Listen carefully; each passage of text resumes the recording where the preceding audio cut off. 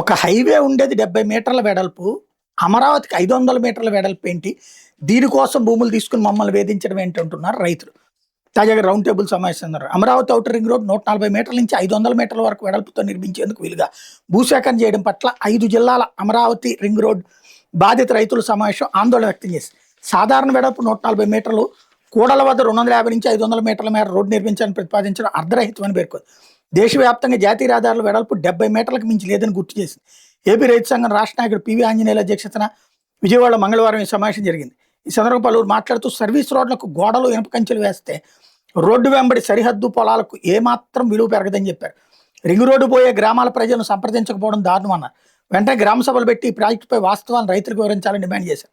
పారదర్శకత లేని అప్రజాస్వామిక పద్ధతులను ప్రభుత్వం, అధికారులు విడనాడాలని కోరారు. 5 జిల్లాల్లో నుంచి వెళ్తున్న అమరావతి ఔటర్ రింగ్ రోడ్డుకు ఆ జిల్లాల కలెక్టర్ నోటిఫికేషన్ జారీ చేసి 6 నెలలు అవుతుందన్నారు. రైతులకు వ్యక్తిగతంగా ఎంత పొలం పోతుంది, ప్రభుత్వం ఎంత చెల్లిస్తుంది, దాని మీద ఒక్క రైతుకు కూడా నోటీస్ రాలేదని, ఒక్క చోట కూడా గ్రామ సభ నిర్వహించలేదని చెప్పారు. డిపిఆర్ గురించి సిఆర్డీ అధికారులు, కలెక్టర్లకు, రెవెన్యూ మంత్రికి ఎవరిని అడిగినా సమాధానం లేదన్నారు. ఈ ప్రాజెక్టు విషయాన్ని అంత సీక్రెట్గా ఉంచాల్సిన అవసరం ఏంటో అర్థం కావడం లేదన్నారు. ఈ ప్రాజెక్టుకు సంబంధించిన సామాజిక అధ్యయన రిపోర్ట్ కానీ, డిపిఆర్ కానీ రైతులకు అందుబాటులో ఉంచాలని డిమాండ్ చేశారు. ప్రభుత్వం తక్షణం గ్రామ సభలు పెట్టి రైతులకు వాస్తవాలు చెప్పి వాళ్ళ అనుమానాలు తీర్చకపోతే బాధిత రైతుల తరపున ఆందోళన చేస్తామని హెచ్చరించారు.